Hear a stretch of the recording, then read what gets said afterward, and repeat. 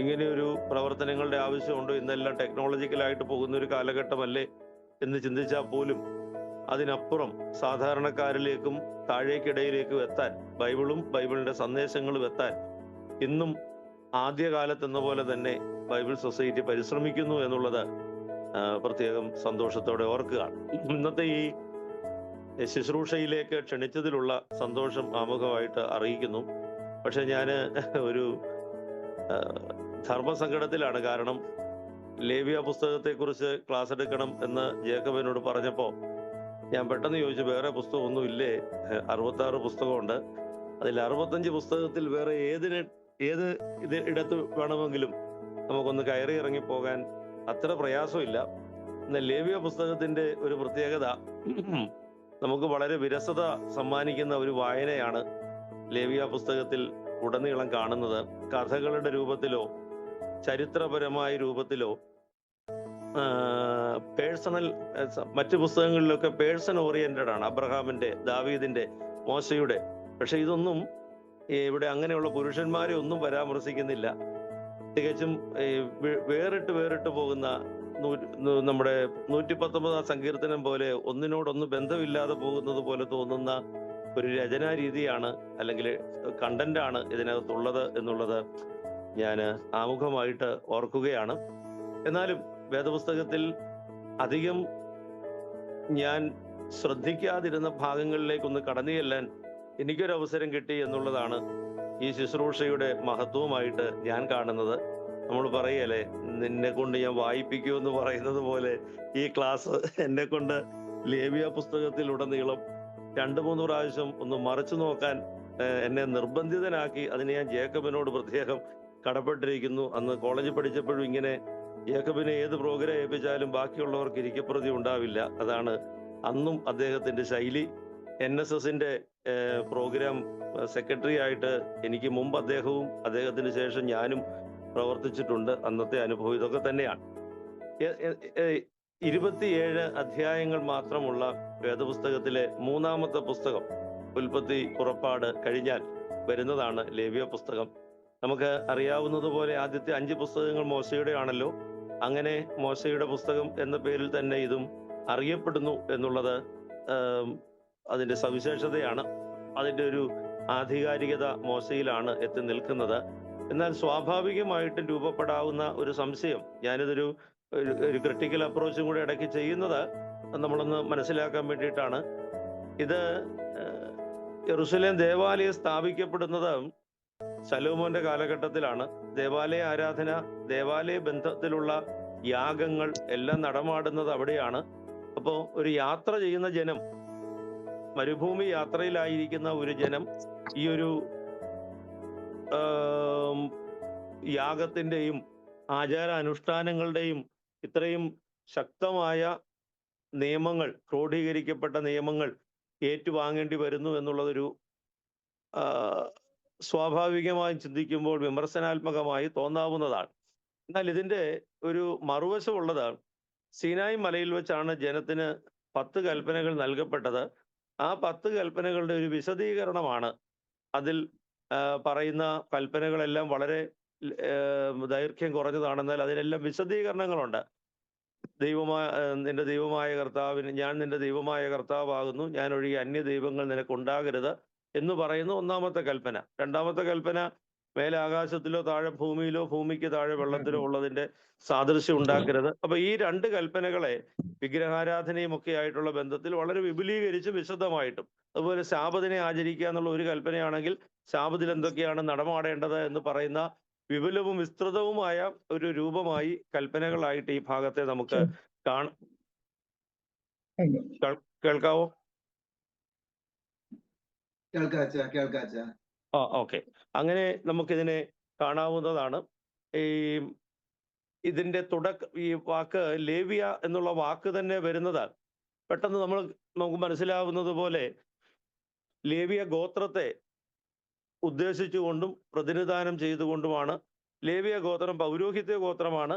അതുകൊണ്ട് ഈ ആചാര അനുഷ്ഠാനങ്ങൾ, യാഗങ്ങൾ, പെരുന്നാളുകൾ, ഉത്സവങ്ങൾ ഇതൊക്കെ പറയുമ്പോൾ പൗരോഹിത്യ ഗോത്രത്തിന് നൽകുന്ന ഒരു നിർദ്ദേശങ്ങളായിട്ട് അവർക്ക് നൽകുന്ന ഉപദേശങ്ങളായിട്ടും അവരെ എങ്ങനെയാണ് ജനം കാണേണ്ടതെന്നും അവരെങ്ങനെയാണ് ഈ അനുഷ്ഠാനങ്ങൾ നിർവഹിക്കേണ്ടതെന്നും ആ അനുഷ്ഠാനങ്ങൾ ജനം എങ്ങനെയാണ് ഭാഗഭാഗിത്വം വഹിക്കേണ്ടതെന്നും ഒക്കെ ഉള്ള വിശദീകരണങ്ങളാണ്. അതുകൊണ്ട് ലേവി എന്നുള്ള വാക്ക് ലെവിറ്റിക്കസ് എന്ന് പറയും. എന്നാൽ ലെവിറ്റിക്കസ് എന്നുള്ള വാക്കിന്റെ ഹീബ്രു രൂപത്തിൽ പറയുന്നത് ഗോഡ് കോൾസ് എന്നുള്ള ഒരു അർത്ഥവും കൂടെ അതിന് പറയുന്നുണ്ട്.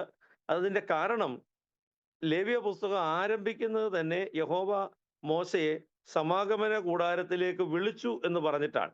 ഈ പുസ്തകത്തിന്റെ ഒരു പ്രധാന കണ്ടന്റ് ആയിട്ടാണ് ഈ പുസ്തകം വിശദീകരിക്കുന്ന പണ്ഡിതന്മാർ പറയുന്നത്. ഈ പുസ്തകത്തിന്റെ പ്രധാന ആശയം എന്ന് പറയുന്നത് ഇത് തന്നെയാണ്. ദൈവം വിളിക്കുന്നു മോശയെ സമാഗമന കൂടാരത്തിലേക്ക് എന്ന് പറഞ്ഞാൽ അവന്റെ ടെന്റിൽ നിന്ന്, from his tent to his tent എന്ന് പറഞ്ഞാൽ ദൈവത്തിന്റെ കൂടാരത്തിലേക്ക്, അവന്റെ കൂടാരത്തിൽ നിന്ന് ദൈവത്തിന്റെ കൂടാരത്തിലേക്ക് വിളിക്കുന്നു എന്നുള്ള ഒരു പ്രമേയമാണ് ഒന്നാമത്തെ വാക്യം. നമ്മൾ പെട്ടെന്ന് വായിക്കുമ്പോൾ നമുക്ക് അതിന് അങ്ങനെ ഒരു തോന്നാറില്ലെങ്കിലും ഈ പുസ്തകത്തിൽ ഉടനീളം കാണുന്നത് മനുഷ്യനെ ദൈവം അവന്റെ കൂടാരത്തിൽ നിന്ന്, അവൻ ഇരിക്കുന്നിടത്ത് നിന്ന്, അവനായിരിക്കുന്ന അവസ്ഥയിൽ നിന്ന് ദൈവമായിരിക്കുന്ന അവസ്ഥയിലേക്ക് വിളിക്കുന്നു.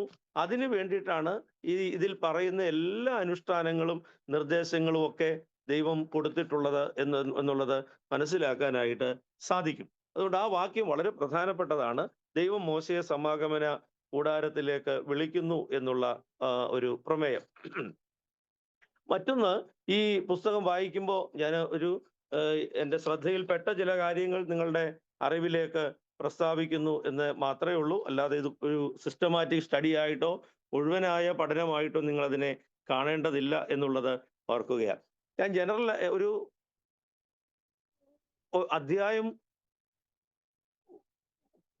അധ്യായം ഉൾപ്പെടെയുള്ള വിശദീകരണത്തിന് മുമ്പ് എൻ്റെ ശ്രദ്ധയിൽപ്പെട്ട ചില കാര്യങ്ങൾ നിങ്ങളുടെ അറിവിലേക്കൊന്ന് പറയുകയാണ്. നമ്മൾ ഇതിന്റെ ഒരു കീ വേർഡ്, ലേവ്യ പുസ്തകത്തിന്റെ കീ വേർഡ് എന്ന രീതി നമുക്ക് പറയാൻ ഒക്കുന്ന ഒരു വാക്യം 19-ാം അധ്യായം 2-ാം വാക്യമാണ്.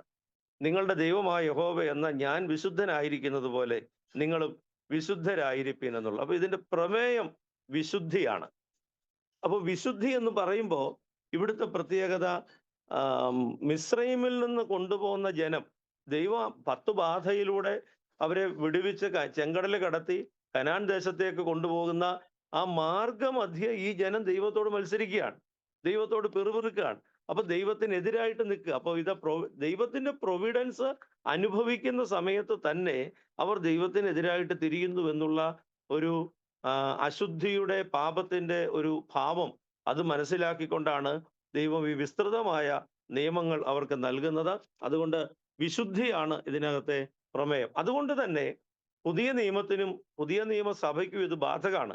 നമ്മൾ ലേവ്യ പുസ്തകം അഹറോനും അവന്റെ മക്കൾക്കും നൽകിയ നിയമമല്ലേ, പഴയ നിയമ പൗരോഹിത്യം ആചാര അനുഷ്ഠാനങ്ങളും അല്ലേ എന്ന് നമുക്ക് പെട്ടെന്ന് പ്രാഥമികമായി തോന്നാമെങ്കിലും വാസ്തവത്തിൽ അങ്ങനെയല്ല. എന്നും ഇത് തന്നെയാണ് വിഷയം. ഞാൻ മുമ്പേ പറഞ്ഞ മോശയെ ദൈവം അവന്റെ കൂടാരത്തിൽ നിന്ന് ദൈവത്തിന്റെ കൂടാരത്തിലേക്ക് വിളിച്ചു എന്ന് പറയുന്നത് പോലെ നമ്മുടെ അശുദ്ധിയിൽ നിന്ന്, നമ്മളായിരിക്കുന്ന പരിമിതികളിൽ നിന്ന്, പാപത്തിൽ നിന്ന് ദൈവം തന്റെ വിശുദ്ധിയിലേക്ക് നമ്മെ ക്ഷണിക്കുകയാണ്. അതുകൊണ്ട് ഈ വിശുദ്ധിയിലേക്ക് ക്ഷണിക്കുമ്പോൾ ഒരു കാര്യം കൂടെ അതിനോട് ചേർത്ത് വെക്കാനുള്ളത്, ഈ സമാഗമന കൂടാരം എന്ന് പറയുന്ന ഒരു ഭൗതിക വസ്തുവാണ്. അതിനകത്ത് അത് സ്വർഗീയമൊന്നുമല്ല. ഈ ഭൗതിക വസ്തുവിലേക്ക് ദൈവം ഇറങ്ങി വരുമ്പോൾ അവൻ ഇറങ്ങി വരുന്ന ഇടം വിശുദ്ധമാക്കപ്പെടുകയാണ്, വേർതിരിക്കപ്പെടുകയാണ്. അവിടേക്ക് മോശ മാത്രമേ കടന്നു ചെല്ലുന്നുള്ളൂ, അവിടേക്ക് കടന്നു ചെല്ലാൻ വേറെ ആരെയും വിളിക്കുന്നില്ല. അപ്പൊ ദൈവം വരുന്ന സ്ഥലം അതുപോലെ തന്നെ പവിത്രീകരിക്കപ്പെടുന്നു എന്നുള്ളതുപോലെ ഈ ലോകത്തിന്റെ പാപത്തിൽ നിന്നും അശുദ്ധിയിൽ നിന്നും നാം വിശുദ്ധിയിലേക്ക് വരണം, ദൈവത്തെങ്കിലേക്ക് വരണം എന്നുള്ള ഒരു ഓർമ്മപ്പെടുത്തൽ. അതുകൊണ്ട് ക്രൈസ്തവ സഭയ്ക്കും ഈ പുസ്തകം ബാധകമാണ് എന്നുള്ളത് പ്രത്യേകമായിട്ട് ഓർക്കുക. മറ്റൊരു വാക്യം ശ്രദ്ധയിൽപ്പെട്ടത്, നമുക്കറിയാം നമ്മുടെ ഒരു പാരമ്പര്യമാണ്, നമ്മൾ മാംസം തിന്നാലും രക്തം കുടിക്കാറില്ല. അതുകൊണ്ട് ഇറച്ചി കഴിക്കുമ്പോൾ നന്നായിട്ട് ഞെക്കി പിഴിഞ്ഞ് ബ്ലഡിന്റെ അംശം മുഴുവൻ പോയെന്ന് ഉറപ്പ് വരുത്തിയിട്ടാണ് നമ്മൾ ചെയ്യാറുള്ളത്. അതിവിടെ 17-ാം അധ്യായത്തിന്റെ 11-ാം വാക്യത്തിൽ സൂചിപ്പിക്കുന്നുണ്ട്. ശരീരത്തിന്റെ ജീവൻ, മാംസത്തിന്റെ ജീവൻ രക്തത്തിലാണ്. അപ്പൊ ജീവൻ രക്തത്തിലാണ്. അതുകൊണ്ട് മാംസം കഴിക്കാം, രക്തം കുടിക്കാനായിട്ട് പാടില്ല. ഇതൊരു എൻ്റെ വായനയിൽ ശ്രദ്ധയിൽപ്പെട്ട ഒരു കാര്യം നിങ്ങൾക്ക് പലർക്കും അറിയാവുന്നതായിരിക്കും. ഞാനൊന്ന് ഓർമ്മപ്പെടുത്തിയെന്ന് മാത്രം. അതുകൊണ്ട് ഒരിടത്തും ബ്ലഡ് കുടിക്കാൻ ആദ്യ അനുവാദം കിട്ടുന്നത് സെഹിയോൻ മാളികയിൽ വെച്ച് കർത്താവിന്റെ അന്ത്യ അത്താഴത്തിലാണ്. വാങ്ങി പാനം ചെയ്യുവീൻ, ഇതെന്റെ രക്തം എന്ന് പറഞ്ഞ് നൽകുന്നത്. അതിനു മുമ്പ് ഒരു മൃഗത്തിന്റെയും യാഗം നടത്താറുണ്ട്, മാംസം ഭക്ഷിക്കാറുണ്ട്. എന്നാൽ ബ്ലഡ് കുടിക്കാനായിട്ട് അനുവാദം നൽകിയിട്ടില്ല എന്നുള്ളതും പ്രത്യേകമായിട്ട് ഓർക്കേണ്ടതാണ്. ഈ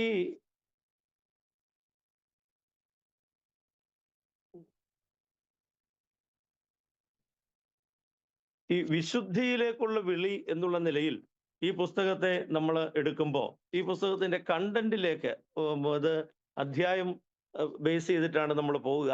1 മുതൽ 7 വരെയുള്ള അധ്യായങ്ങൾ യാഗങ്ങളെ കുറിച്ചും ഉത്സവങ്ങളെ കുറിച്ചുമായിട്ടാണ് പറയുക. അത് സമാധാനയാഗം, പാനീയയാഗം, ഭോജനയാഗം, ഇങ്ങനെ പല ഞാൻ ആദ്യം പറഞ്ഞ പോലെ നമുക്ക് വായിച്ചാൽ അത്ര ഒരു സുഖം തോന്നാത്ത, സന്തോഷം തോന്നാത്ത രീതിയിലുള്ള പരാമർശങ്ങളാണ് 1 മുതൽ 7 വരെയുള്ള അധ്യായങ്ങളിൽ നമ്മൾ കാണുന്നത്. അവിടെ അതിൽ ഒരു വിഭാഗം ദൈവത്തിന്റെ കരുണയ്ക്ക് നന്ദി പറയുന്ന, അതായത് ദൈവം ചെയ്ത അനുഗ്രഹങ്ങൾക്ക് നന്ദി പറയുന്ന യാഗവും, മറ്റൊരു വിഭാഗം ദൈവത്തോട് ക്ഷമ ചോദിക്കുന്ന യാഗവുമാണ്. അപ്പൊ ഈ യാഗം കഴിക്കാനായി അവിടെ ഒരു വീണ്ടെടുപ്പിന്റെ ഭാവമുണ്ട്. ദൈവത്തിന്റെ കരുണയും ദൈവത്തിന്റെ കൃപയും ദൈവത്തിന്റെ നീതിയും. നമ്മൾ 2 വാചകങ്ങൾ പ്രധാനമായിട്ടും തിരുവചനത്തിൽ കാണുന്ന ദൈവത്തിന്റെ 2 ഭാവങ്ങളാണ്. ഒന്ന്, ദൈവം കൃപയുള്ളവനാണ്, പക്ഷെ ദൈവം നീതിമാനാണ്.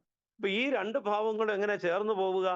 നീ ഒരു പാപം ചെയ്താൽ ആ പാപത്തിന് പകരമായി നീ ഒരു യാഗമൃഗത്തെയും കൊണ്ട് ദൈവസന്നിധിയിൽ ചെല്ലണം. ആ യാഗമൃഗത്തെ കൊന്നു കഴിയുമ്പോൾ, യാഗമൃഗത്തിന്റെ രക്തം തളിച്ചു കഴിയുമ്പോൾ നിന്റെ രക്തം ചിന്തേണ്ടതാണ്. അതിന് പകരം യാഗമൃഗത്തിന്റെ രക്തം ചിന്തി കഴിയുമ്പോൾ നീ വിടുതൽ പ്രാപിക്കുകയാണ്. അപ്പൊ നിനക്ക് പകരം ഒരു യാഗം നടന്നു, നീ സ്വതന്ത്രനായി. അപ്പൊ ദൈവത്തിന്റെ നീതി നടപ്പിലായി അവിടെ. എന്നാൽ നിന്നോടുള്ള കരുണയും, അതാണ് ഈ നിയമത്തിൽ പരാമർശിക്കുന്നത്. നിന്നോടുള്ള കരുണയും യാഥാർത്ഥ്യമായി എന്നുള്ളത് ഓർക്കുക. ഇത് പറയുമ്പോൾ പെട്ടെന്ന് നമ്മൾ ഓർക്കേണ്ടത് ഇത് തന്നെയാണ് കർത്താവിൽ സംഭവിക്കുന്നത്.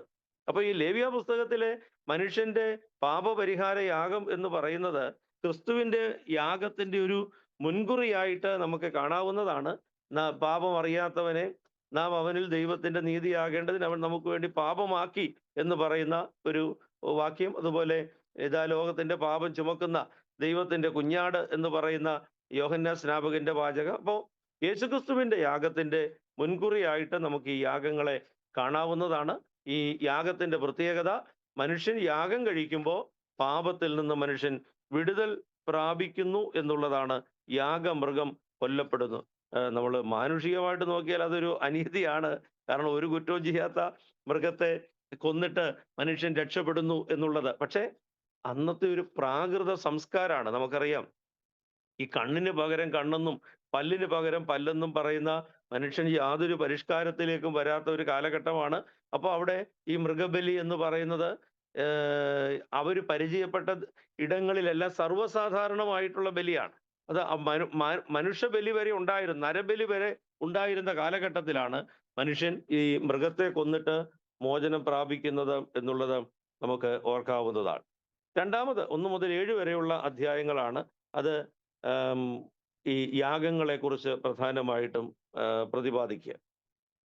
8 മുതൽ 15 വരെയുള്ള അധ്യായങ്ങളിൽ പരാമർശിക്കുന്നത് വിശുദ്ധിയിലേക്കുള്ള യാത്രയാണ്. വിശുദ്ധിയിലേക്ക് എങ്ങനെ കടന്നു വരാം, അതിന് ദൈവം ഒരുക്കുന്ന ഒരു സംവിധാനമാണ് പൗരോഹിത്യം.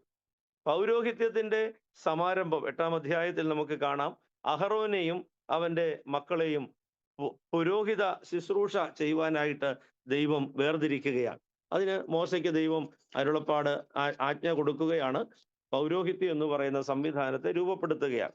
നമുക്ക് ഇന്നും ഈ കാലഘട്ടത്തിൽ ഈ പൗരോഹിത്യം എന്ന് പറയുന്നതിന്റെ ഒരു വേദപുസ്തക അടിസ്ഥാനത്തെ കുറിച്ചൊക്കെ സംശയങ്ങളോ തർക്കങ്ങളോ ഒക്കെ ഉണ്ട്. ഓരോ കാഴ്ചപ്പാടുകളാണ്. ഞാൻ ഈ തർക്കങ്ങൾ എന്നുള്ള വാക്കിനേക്കാൾ കാഴ്ചപ്പാടുകൾ എന്നുള്ള വാക്കാണ് അതിന് ഉപയോഗിക്കുന്നത്. ഓരോരുത്തരും വായിക്കുമ്പോൾ, നമ്മളിപ്പോൾ ടി വിയിലെ ന്യൂസ് കാണുമ്പോൾ ഞാൻ കാണുന്നത് എനിക്ക് ഫീൽ ചെയ്യുന്നത് പോലെ ആയിരിക്കില്ല വേറൊരാൾക്ക് ഫീൽ ചെയ്യുന്നത്. ഇതൊക്കെ എന്തിനാണെന്ന് ഒരാൾ ചോദിക്കും, ഇതൊക്കെ അല്ലേ വേണ്ടതെന്ന് വേറൊരാൾ ചോദിക്കും. ഇതുപോലെയാണ് നമ്മുടെ ആറ്റിറ്റ്യൂഡിലുള്ള വ്യത്യാസമൊന്നേ അതിന് പറയേണ്ടതുള്ളൂ. നമ്മൾ പണ്ട് കാലത്ത് പറഞ്ഞതുപോലെ വിശ്വാസ സംബന്ധമായ തർക്കങ്ങൾ എന്നുള്ളതിന് പകരം കാഴ്ചപ്പാടിലുള്ള വ്യത്യാസങ്ങൾ എന്ന നിലയിലേക്ക് കാലം ഇത്രയും മാറിയ സ്ഥിതിക്ക് നമ്മൾ അങ്ങനെ ചിന്തിക്കേണ്ടതാണ് എന്നുകൂടെ ചേർത്ത് വെക്കുക. അപ്പൊ ഈ പൗരോഹിത്യം എന്ന് പറയുന്നത് ദൈവം ആഹ് ഒരു മീഡിയേഷന, അശുദ്ധനായി തീർന്ന മനുഷ്യന് വിശുദ്ധിയിലേക്കുള്ള പാത ഒരുക്കുക, അത് സാധ്യമാക്കുക എന്ന ലക്ഷ്യത്തോടെയാണ് പുരോഹിതന്മാരെ വേർതിരിക്കുന്നത്. ഇപ്പൊ നമ്മൾ ആദ്യം കണ്ട പോലെ ലേവി ഗോത്രം പൗരോഹിത്യ ഗോത്രമാണെങ്കിലും അതിൽ അഹറോനും അവന്റെ മക്കൾക്കും മാത്രമേ പുരോഹിതന്മാരെന്നുള്ള അവകാശം കൊടുക്കുന്നുള്ളൂ. ബാക്കിയുള്ളവരെല്ലാം ദേവാലയത്തിലെ പല ശുശ്രൂഷകൾക്കായിട്ട് നിയോഗിതരാണ്, അവരത് ചെയ്യും. എന്നാൽ പുരോഹിത കർമ്മം, പൗരോഹിത്യ കർമ്മം ചെയ്യാനുള്ള ഒരു നിയോഗവും വിളിയും അഹറോനും അവന്റെ മക്കൾക്കും മാത്രമേ ഉള്ളൂ. അത് ഒരു വേർതിരിക്കപ്പെടലാണ്. സാധാരണ മനുഷ്യരിൽ നിന്ന് അവർ അല്പം കൂടെ ഐസൊലേറ്റഡ് അല്ലെങ്കിൽ വേർതിരിക്കപ്പെട്ടവരായിട്ട് മാറുന്നു. അവരെ പ്രത്യേകം അഭിഷേകം ചെയ്ത് അതിനുവേണ്ടി വേർതിരിക്കുന്നു. അഹറോൻ കൂടാരത്തിലേക്ക് കടക്കുമ്പോൾ പ്രത്യേക അംശവസ്ത്രങ്ങൾ ധരിച്ച്, അംശവസ്ത്രം എന്ന് പറഞ്ഞാൽ വിശേഷപ്പെട്ട വസ്ത്രങ്ങൾ ധരിച്ച് പ്രവേശിക്കണം എന്നുള്ളതാണ് നിയമമായിട്ട് പറയുന്നത്. അതിനൊരു കാരണമുണ്ട്. ഈ അഹറോനും അവന്റെ മക്കളെയും പുരോഹിതന്മാരായിട്ട് വേർതിരിച്ചെങ്കിലും 10-ാം അധ്യായത്തിൽ അഹറോന്റെ 2 മക്കൾ നാദാബും അബീഹുവും അവർ രണ്ടുപേരും ദൈവസന്നിധിയിൽ ധൂപം കാട്ടാൻ ചെന്നു. ദൈവത്തിന് ഇത് ഇഷ്ടമായില്ല, തീ ഇറങ്ങി അവരെ ദഹിപ്പിച്ചു എന്നാ പറയുന്നത്. അപ്പോൾ നമ്മളവർക്ക് ഇത്രയൊരു കഠിനമായ ശിക്ഷയുടെ ആവശ്യമുണ്ടോ? ഇന്നൊരു പക്ഷേ അതിനേക്കാൾ അശുദ്ധരായ ആളുകൾ ഈ കർമ്മം ചെയ്തിട്ട് ദഹിച്ചു പോകുന്നില്ലല്ലോ എന്നൊക്കെ വേണമെങ്കിൽ നമ്മുടെ സാമാന്യ ബുദ്ധി നമുക്ക് തോന്നാം. പക്ഷെ അന്ന് ദൈവത്തിന് ഇതൊരു ആവശ്യമായിരുന്നു. ഈ താൻ രൂപപ്പെടുത്തുന്ന സംവിധാനത്തിന്റെ ഓതന്റിസിറ്റി അത് ദൈവം സ്ഥാപിക്കുന്നത് ഇതുപോലെയുള്ള അടയാളങ്ങളിലൂടെയാണ്. അപ്പൊ അതുപോലെ തന്നെ മുന്നോട്ടുള്ള യാത്രയും നമ്മൾ വായിക്കുന്നുണ്ട്. അഹ്റോന്റെ പൗരോഹിത്യത്തെ ചോദ്യം ചെയ്യുമ്പോൾ 12 ഗോത്രക്കാർ വടി വെട്ടി കൊണ്ടുവന്ന് വെച്ച് അതിൽ അഹ്റോന്റെ വടി തളിർത്ത് പൂത്ത് ബദാം ഫലം കായ്ച്ചു നിൽക്കുന്ന ഒരവസ്ഥ. ഇതൊക്കെ പൗരോഹിത്യത്തിന്റെ ഒരു ഉറപ്പ്, ജനത്തിന് പൗരോഹിത്യം ദൈവദത്തമാണെന്നും അതിനെ അൺക്വസ്റ്റ്യനബിൾ ആണെന്നും അത് ദൈവം നിയമിച്ചതാണെന്നും ഒക്കെ സ്ഥാപിക്കാൻ വേണ്ടിയിട്ടാണ് ദൈവം അങ്ങനെ ചെയ്യുന്നത്. അല്പം കഠിനമായിട്ടുള്ള ശിക്ഷകൾ അവിടെ ഉണ്ടാകുന്നുണ്ട്, എങ്കിൽ കൂടെ അതിന്റെ പിന്നിലെ യാഥാർത്ഥ്യം ഇതാണ്. അപ്പോ പുരോഹിതന്മാരെ വേർതിരിച്ചിട്ട് ഈ അഹറോന്റെ മക്കളെ തീ ദഹിപ്പിക്കുമ്പോൾ ഓർക്കേണ്ടത്, പുരോഹിതൻ അതുപോലെ വേർതിരിക്കപ്പെട്ടവനും ദൈവത്തിനും ജനത്തിനും ഇടയിൽ മധ്യസ്ഥനായി നിൽക്കുവാൻ ബാധ്യസ്ഥനാണ്. അതുകൊണ്ട് പിന്നീട് അഹറോനെ സമാഗമന കൂടാരത്തിലേക്ക് വിളിക്കുമ്പോൾ ദൈവം മോശയോട് പറയുന്നത്, അവന്റെ മക്കൾ മരിച്ചു പോയത് നീ കണ്ടല്ലോ, അതുകൊണ്ട് അഹറോൻ മരിക്കാതിരിക്കേണ്ടതിന് ചില നിയന്ത്രണങ്ങളും നിബന്ധനകളും അവന് ഒരുക്കപ്പെടുകയാണ്. അതാണ് 8 മുതൽ 15 വരെയുള്ള അധ്യായങ്ങളിൽ നമുക്ക് കാണാനായിട്ട് സാധിക്കുന്നത്. തുടർന്ന് 16 മുതൽ 17 വരെ 16-17 അധ്യായങ്ങൾ കാണുന്നത് ഒരു പാപപരിഹാര ദിനാചരണമാണ്. പാപപരിഹാര നമ്മൾ പൊതുവിൽ ഓരോരുത്തരായിട്ട് ഇപ്പോൾ ചെയ്തുകൊണ്ടിരിക്കുന്ന യാഗങ്ങളെ കുറിച്ചാണ് ആദ്യം കണ്ടത്. എന്നാൽ ഈ യാഗങ്ങളൊന്നും പൊതു പാപത്തിന് പരിഹാരമല്ല. എന്ന് പറഞ്ഞാൽ ഞാൻ എൻ്റെ ഒരു പാപത്തിന് യാഗം കഴിക്കുമ്പോൾ ഞാൻ ഇന്ന പാപം ചെയ്തു, അതിന്റെ പരിഹാരമായിട്ടാണ് യാഗം കഴിക്കുക. എന്നാൽ ഞാൻ അറിയാതെ ചെയ്യുന്ന തെറ്റുകളുണ്ട്, പൊതു സഭയായിട്ട് ചെയ്യുന്ന തെറ്റുകളുണ്ട് പൊതുവായിട്ട്. അപ്പൊ ഈ പൊതുവായിട്ട് ചെയ്യുന്ന പാപങ്ങളുടെ പരിഹാരത്തിനായിട്ട് ഒരു വർഷത്തിലൊരിക്കൽ പാപപരിഹാര ദിനം ആചരിച്ച് അങ്ങനെ മഹാപുരോഹിതൻ ജനത്തിനെല്ലാം വേണ്ടി മധ്യസ്ഥനായിട്ട് 2 ആടുകളെ അർപ്പിച്ച് പാപപരിഹാര ദിനം ആചരിക്കണം എന്നുള്ള ഒരു നിബന്ധനയാണ് അവിടെ നൽകുന്നത്. അപ്പം ഈ വിശുദ്ധിക്ക് എത്രമാത്രം ഇമ്പോർട്ടൻസ് ഇയ്യോബിന്റെ പുസ്തകത്തിൽ നമ്മൾ വായിക്കുന്നുണ്ട്. ഇയ്യോബിന്റെ പുത്രന്മാര് ഈ വീഞ്ഞു കുടിച്ചും വിരുന്നിനൊക്കെ പോയിട്ട് വരുമ്പം ഇയ്യോബ് അവരറിയാതെ വല്ലോ പാപവും ചെയ്തിരിക്കാം എന്ന് വിചാരിച്ച് യാഗം കഴിക്കുന്നതിനെ കുറിച്ച് ഇയ്യോബിന്റെ പുസ്തകം 1-ാം അധ്യായത്തിൽ നമ്മൾ വായിക്കുന്നത് പോലെ പൊതുവിന്റെ പാപത്തിന്റെ പരിഹാരത്തിനായിട്ട് മഹാപുരോഹിതൻ ആടുകളുമായിട്ട് ദൈവസന്നിധിയിലേക്ക് വരണമെന്ന് ഓർമ്മിപ്പിക്കുക. അപ്പോ 16 മുതൽ 17 വരെ. പിന്നീട് നമ്മൾ കാണുന്നത്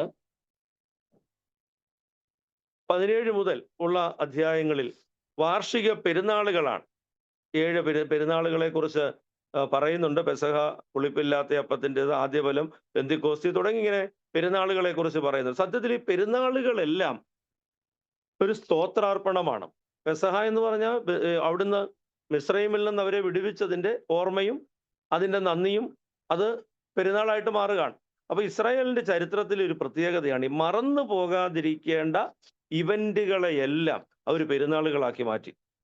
ഒരിക്കലും മറന്നു പോകത്തില്ല. എന്നാ അപ്പോ എല്ലാ വർഷവും പെരുന്നാളുണ്ട്. ഇപ്പൊ നമുക്ക് സത്യത്തിൽ പെരുന്നാളിന്റെ പിന്നാമ്പുറങ്ങളിലേക്ക് പോകുമ്പോൾ മാത്രമേ ഉള്ളൂ എന്തിനാണ് ഈ പെരുന്നാൾ? എന്തുകൊണ്ടാണ് ഈ പെരുന്നാൾ ഇങ്ങനെ വന്നത്? ഇപ്പൊ നമ്മുടെയും പെരുന്നാളുകൾ പള്ളിയുടെ പെരുന്നാളുകളുടെ ഒരു പെരുന്നാൾ ആഘോഷിക്കുന്നവരുണ്ട്, ആഘോഷിക്കാത്തവരുണ്ട്.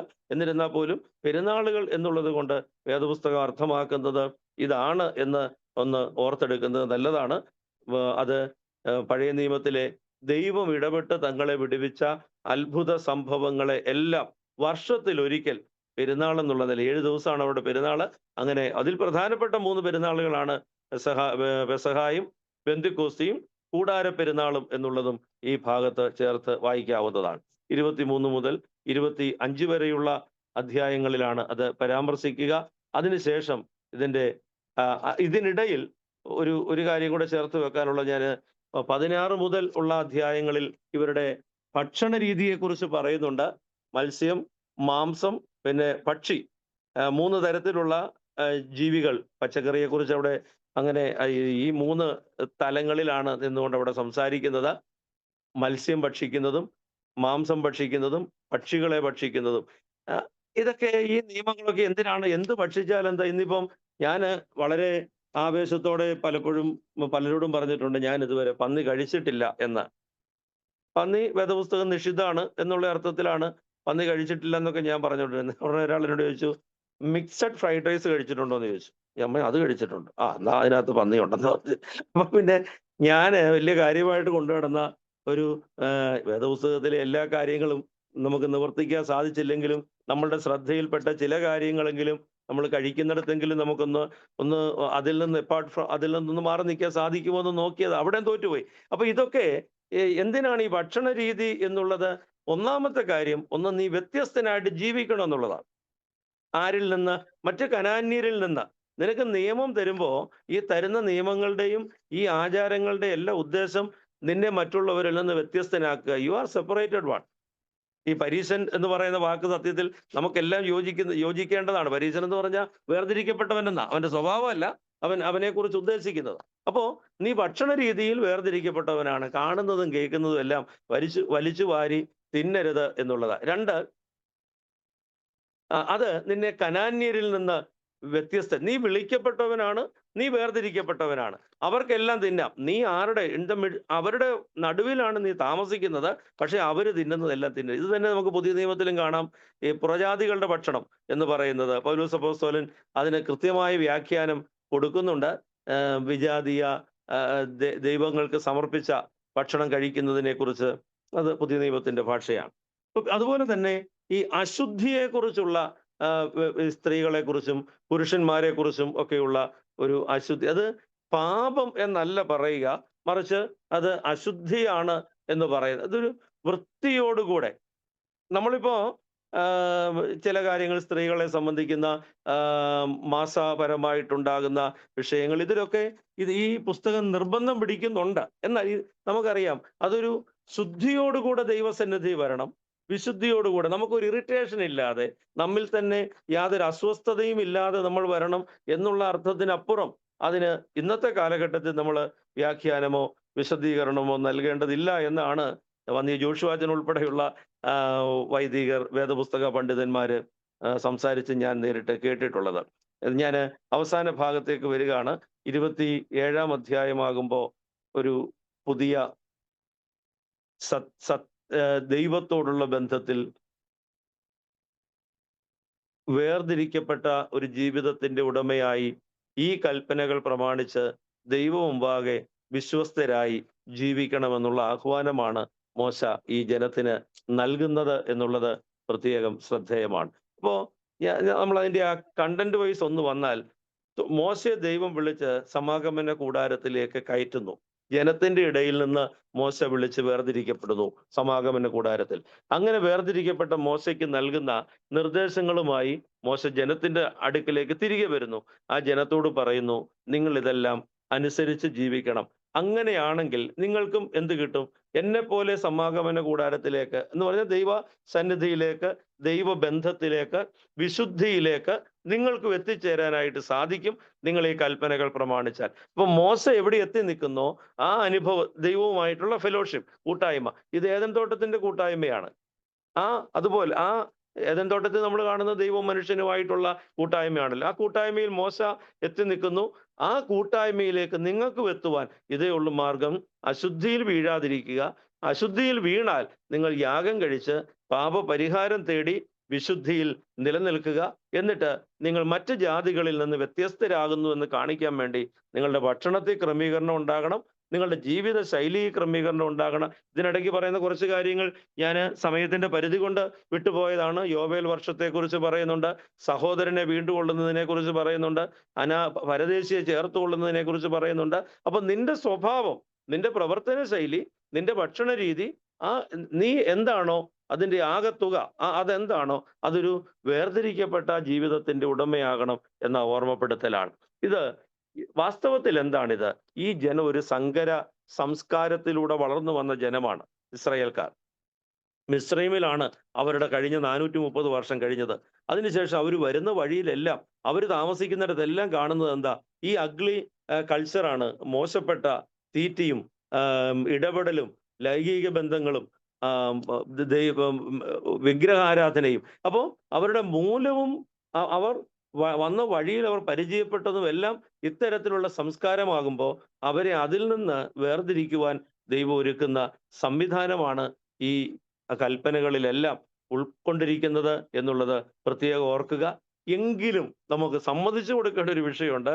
430 വർഷം അടിമകളായിരുന്നു, 40 വർഷം ഇവര് ഇങ്ങനെ പ്രയാണത്തിലായിരുന്നു, കഷ്ടതകളിലൂടെയൊക്കെ. പക്ഷേ ദൈവത്തെ അവർ മറന്നുപോയില്ല. അവരുടെ ഓർമ്മയിലെങ്കിലും, അവരുടെ സ്വഭാവത്തിൽ അവർ തെറ്റിപ്പോയെങ്കിലും അവരുടെ ഓർമ്മയിൽ ദൈവം ഉണ്ടായിരുന്നു.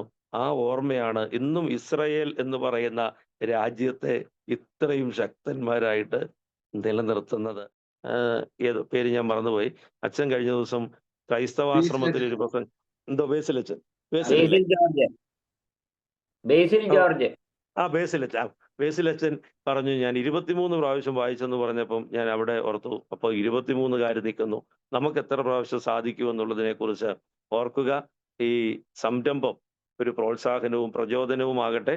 ഒരു വാശിയോടെ വേദപുസ്തകം, വചനം കയ്യിലെടുക്കുന്നവനെ ഒരിക്കലും തളരാൻ ദൈവം ഇടയാക്കുകയില്ല. വചനം നമ്മെ ഉയർത്തുന്നതും വളർത്തുന്നതുമാണ്. എത്തിപ്പിടിക്കാൻ കഴിയാത്ത അനുഭവത്തിലേക്ക് വചനത്തിലൂടെ ദൈവം നമ്മെ നടത്തും എന്നുള്ളത് എൻ്റെ കൂടി അനുഭവമാണ്. ആ സാക്ഷ്യം കൂടെ ഇത്തരുണത്തിൽ ഓർമ്മപ്പെടുത്തിക്കൊണ്ട് എല്ലാ അനുഗ്രഹങ്ങളും തമ്പുരാൻ നമുക്ക് നൽകട്ടെ എന്ന പ്രാർത്ഥനയോടെ വാക്കുകളെ ഉപസംഹരിക്കുന്നു. ദൈവം അനുഗ്രഹിക്കട്ടെ.